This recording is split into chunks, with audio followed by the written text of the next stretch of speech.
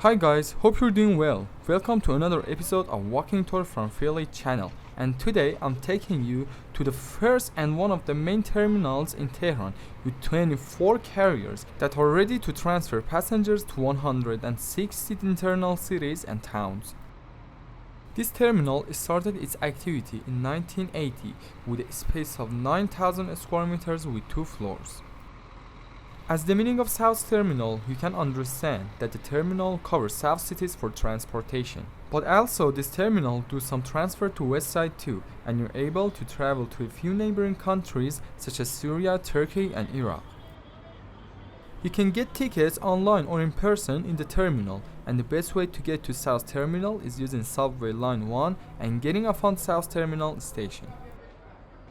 Now let's take a look inside the terminal. If you like this kind of videos, subscribe and turn on the bell for more videos of Tehran and Iran sites. Comment me if you had any questions, and thanks for staying with me.